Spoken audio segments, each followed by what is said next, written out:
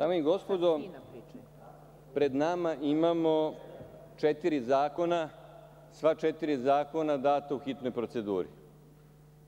Činjenica je da od stotinak zakona i odluka koje je razmatrala Narodna skupština, preko 80, znači skoro 90% se razmatra i donosi po hitnoj proceduri. I zbog toga nam se i dešava da sve ono što piše u predlogu zakona nije dovoljno dorađeno, nije dovoljno pregledano, nije dovoljno popravljeno. Dešava nam se da od tehničkih grešaka do suštinskih grešaka provlače se od jednog do drugog zakonskog teksta.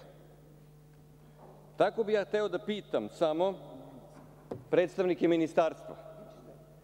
Na 19. strani pregleda odredbi koje se menjaju, odnosno na 41. strani materijala, ukoliko je moguće da nam se kaže da li nakon brisanja člana 390a ostaje naslov ugrožavanje lica pod međunarodnom zaštitom.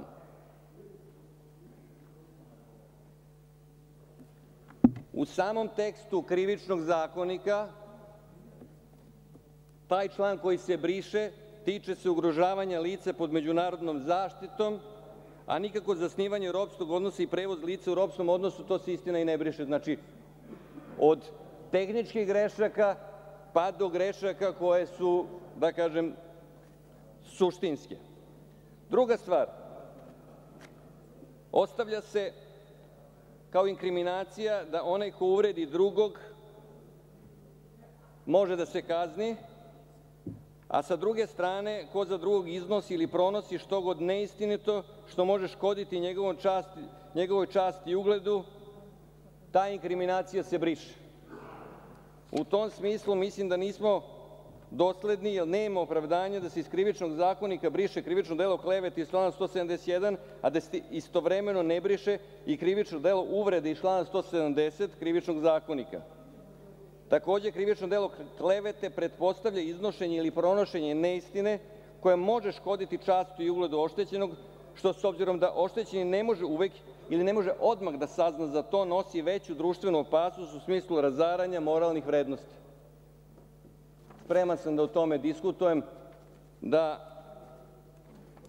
s jedne strane, ukoliko idemo na brisanje klevete, onda smatram da ni krivično delo uvrede ne može, a možemo da diskutujemo da li treba da ostane ili ne inkriminacija, naročito u pogledu posledica po rastakanje moralnih vrednosti.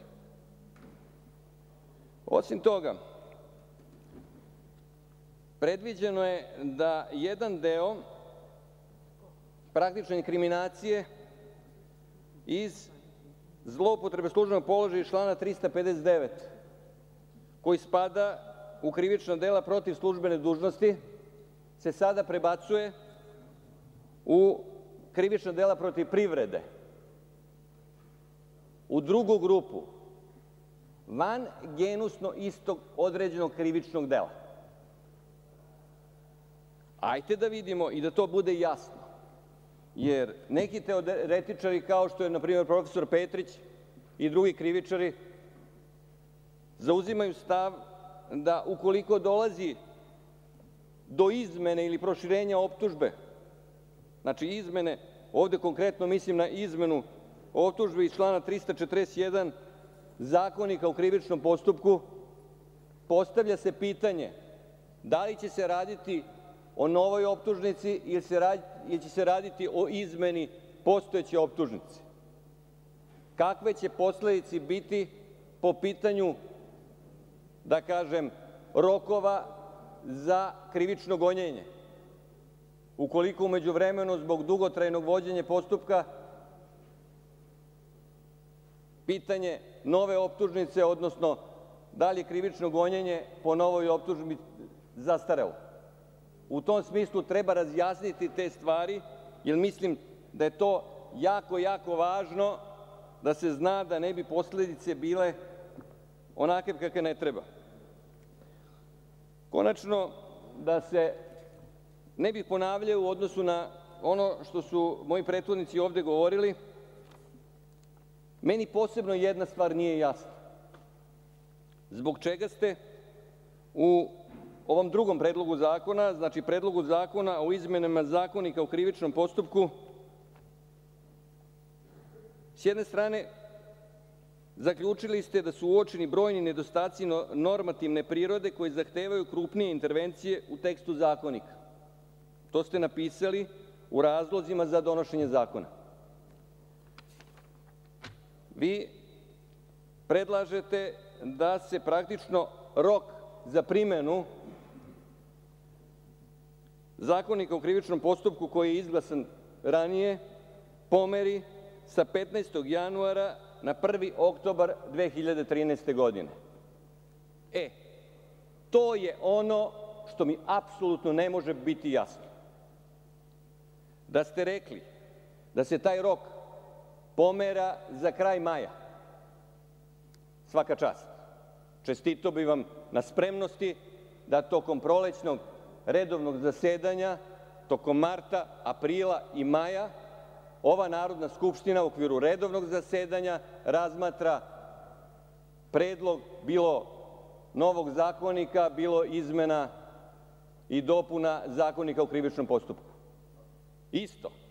Da ste rekli, na primer, 31.12. ili 1. decembar, a ne 1. oktobar, i to bi mogao da razumem, da kažete ne možemo da stignemo tokom prolećnog redovnog zasedanja, razmatraćemo to kada ponovo bude redovno zasedanje od prvog radnog dana oktobra, pa naredna 3 meseca, odnosno narednih 90 dana.